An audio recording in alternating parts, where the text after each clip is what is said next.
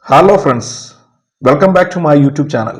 നാം ഇന്ന് ഈ വീഡിയോയുമായിട്ട് വന്നിരിക്കുന്നത് ഒരു സ്റ്റോക്കിനെ നിങ്ങൾക്ക് പരിചയപ്പെടുത്താമെന്ന ഉദ്ദേശത്തോടു കൂടിയാണ്. അപ്പോൾ നമ്മുടെ ചാനൽ ആദ്യമായിട്ട് കാണുന്നവരാണെങ്കിൽ തീർച്ചയായും ഈ ചാനൽ ഒന്ന് സബ്സ്ക്രൈബ് ചെയ്യുക, അതുപോലെ ബെല്ലൈക്കൺ ഒന്ന് ക്ലിക്ക് ചെയ്യുക. തീർച്ചയായും നിങ്ങൾ തരുന്ന പ്രോത്സാഹനമാണ് നമുക്ക് പുതിയ പുതിയ വീഡിയോകൾ ചെയ്യാനുള്ള ഒരു എനർജി. അപ്പോൾ തീർച്ചയായും എല്ലാവരും ഒന്ന് സബ്സ്ക്രൈബ് ചെയ്യുക, അതുപോലെ ബെല്ലൈക്കണും ഒന്ന് ക്ലിക്ക് ചെയ്യുക. വീഡിയോ നിങ്ങൾക്ക് ഇഷ്ടപ്പെടുന്നുണ്ടെങ്കിൽ തീർച്ചയായും നിങ്ങൾ ലൈക്കും കമന്റും ചെയ്യുക കേട്ടോ. അപ്പൊ എല്ലാവരും ആശങ്കപ്പെട്ടിരുന്നത് പോലെ ബഡ്ജറ്റ് കഴിഞ്ഞു, വലിയ പ്രതീക്ഷയ്ക്കൊത്ത ബഡ്ജറ്റ് ഒന്നും അല്ലായിരുന്നു, എല്ലാവർക്കും അറിയാം. പക്ഷേ ഇന്ത്യൻ എക്കണോമിയിൽ വിശ്വസിക്കുന്നവർക്ക്, ഞാൻ കഴിഞ്ഞ വീഡിയോയിൽ പറഞ്ഞ പോലെ ഇന്ത്യൻ എക്കണോമിയിൽ വിശ്വാസമുള്ളവർക്ക് ഇതൊന്നും ഒരു പ്രോബ്ലം ഉള്ള കാര്യമല്ല. നിഫ്റ്റിയിൽ ഒരു ഇടിവ് കാര്യങ്ങളൊക്കെ സംഭവിച്ചെങ്കിലും വെള്ളിയാഴ്ച നിഫ്റ്റി എവർ ഹൈഡ് അടുത്താണ് നിൽക്കുന്നത്, അല്ലെ? നല്ലൊരു ബുള്ളിഷ് ക്യാൻഡിലാണ് നിഫ്റ്റിയിൽ വന്നിരിക്കുന്നത്. നിങ്ങൾക്ക് നിഫ്റ്റിയുടെ ചാർട്ട് എടുത്ത് നോക്കിയാൽ മനസ്സിലാവും. അപ്പൊ അതാണ്, ഇന്ത്യൻ ഇക്കണോമിയിലെ വിശ്വസിക്കുന്നവർക്ക് ഇതൊന്നും ഒരു പ്രോബ്ലം അല്ല. നല്ല രീതിയിൽ ഇൻവെസ്റ്റ് ചെയ്യുക, നല്ല വെൽത്ത് ക്രിയേഷൻ സാധ്യമാക്കുക. അതുപോലെ മാർക്കറ്റ് മാഗ്നറ്റ് ഒരു സെബി രജിസ്റ്റേർഡ് റിസർച്ച് അനലിസ്റ്റ് ഫേമാണ്. മാർക്കറ്റ് മാഗ്നറ്റിന്റെ ഫ്രീ ഗ്രൂപ്പിൽ ജോയിൻ ചെയ്യാൻ താല്പര്യമുള്ളവർക്ക് ലിങ്ക് ഞാൻ ഡിസ്ക്രിപ്ഷനിലും ഫസ്റ്റ് കമന്റിലും പിൻ ചെയ്ത് കൊടുക്കാം. സ്റ്റോക്ക് മാർക്കറ്റ് സംബന്ധമായ ന്യൂസുകളും അറിവുകളും എല്ലാം നിങ്ങൾക്ക് അവിടെ ലഭിക്കുന്നതാണ്. അപ്പോൾ താല്പര്യമുള്ളവർക്ക് ഫ്രീ ആയിട്ട് ജോയിൻ ചെയ്യാവുന്നതാണ്. അതുപോലെ നമ്മളിവിടെ അവതരിപ്പിക്കുന്ന കാര്യങ്ങൾ നമ്മുടെ സെബി രജിസ്റ്റേർഡ് റിസർച്ച് അനലിസ്റ്റിന്റെ റിസർച്ചിന്റെ ഭാഗമായിട്ട് നമുക്ക് കിട്ടുന്ന സ്റ്റഡികളാണ്. ഇവിടെ നമ്മൾ യാതൊരുവിധ പ്രോമിസോ ഗ്യാരണ്ടിയോ നൽകുന്നില്ല. അപ്പോൾ ഇവിടെ പറയുന്ന കാര്യങ്ങളിലേക്ക് ഒരു ബൈയോ സെല്ലോ നിങ്ങൾ ഇനീഷ്യേറ്റീവ് ചെയ്യുന്നതിന് മുന്നേ നിങ്ങളുടെ ഫണ്ട് മാനേജറുടെയോ സെബി രജിസ്റ്റേർഡ് അനലിസ്റ്റിന്റെയോ ഉപദേശം തേടേണ്ടതാണ്. അതുപോലെ നാം ഇന്നിവിടെ പരിചയപ്പെടുത്താൻ പോകുന്ന സ്റ്റോക്ക് ഒരു വർഷത്തിനുള്ളിൽ 183% ലാഭം നൽകിയ ഒരു ഓഹരിയാണ്. ആ ഓഹരിയുടെ പേര് ഭാരത് ഇലക്ട്രോണിക്സ്.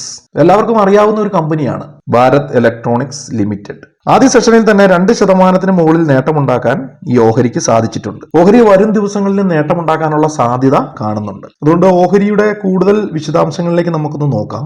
ഓഹരിയുടെ മാർക്കറ്റ് ക്യാപ്പ് 2,26,530 കോടിയാണ്. ഓഹരി വ്യാപാരം അവസാനിപ്പിച്ചിരിക്കുന്ന 310 ഓഹരിയുടെ 52 ആഴ്ചയിലെ ഉയർന്ന പ്രൈസ് 340 കുറഞ്ഞ പ്രൈസ് 124 കഴിഞ്ഞ 5 ദിവസത്തിനിടെ 0.32% ഒരു മാസത്തിനിടെ 0.65% വളർച്ച നേടാൻ ഈ ഓഹരിക്ക് സാധിച്ചിട്ടുണ്ട്. 6 മാസം കൊണ്ട് 61.79% മുന്നേറ്റമാണ് ഈ പൊതുമേഖലാ ഓഹരി നേടിയിട്ടുള്ളത്. 2024 ഇതുവരെ 67% വളർച്ച നേടാനും ഈ ഓഹരിക്ക് സാധിച്ചിട്ടുണ്ട്.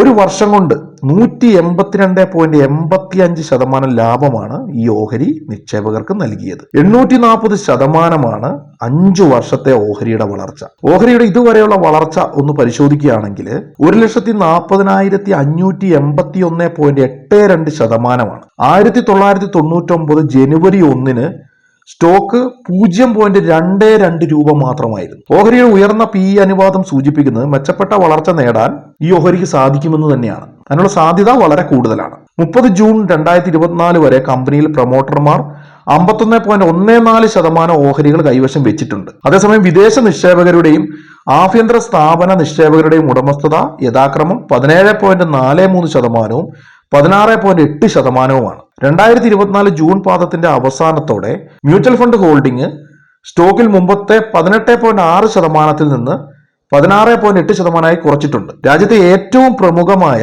പ്രതിരോധ സാങ്കേതിക വിദ്യ കമ്പനിയാണ് ഭാരത് ഇലക്ട്രോണിക്സ് അഥവാ ബെൽ. ഇപ്പൊ നിങ്ങൾക്ക് മനസ്സിലായിട്ടുണ്ടാവും, ബെൽ എന്ന് കേൾക്കുമ്പോൾ എല്ലാവർക്കും അറിയാം. 1954 ആരംഭിച്ച നവരത്ന പദവിയുള്ള ഒരു പൊതുമേഖലാ സ്ഥാപനമാണ് ഭാരത് ഇലക്ട്രോണിക്സ് ലിമിറ്റഡ്. പ്രതിരോധ മന്ത്രാലയത്തിന്റെ കീഴിലുള്ള 9 കമ്പനികളിൽ ഒന്നാണിത്. റഡാർ, സവിശേഷ ഇലക്ട്രോണിക്സ് പ്രതിരോധ സാമഗ്രികൾ, ടെലികോം തുടങ്ങിയ തന്ത്രപ്രധാന മേഖലകളിലെ ഇലക്ട്രോണിക് സംവിധാനങ്ങൾ നിർമ്മിക്കുന്നതാണ് ഈ കമ്പനി ചെയ്യുന്നത്. കമ്പനിയുടെ വരുമാനത്തിലുള്ള വർധനവിനെ പറ്റി നമുക്കൊന്ന് നോക്കാം. കമ്പനിയുടെ ഏകീകൃത വിൽപ്പന 2024 മാർച്ച് 31 അവസാനിച്ച പാദത്തില് 8,789.51 കോടി രൂപയായിട്ടാണ് റിപ്പോർട്ട് ചെയ്തിട്ടുള്ളത് കേട്ടോ.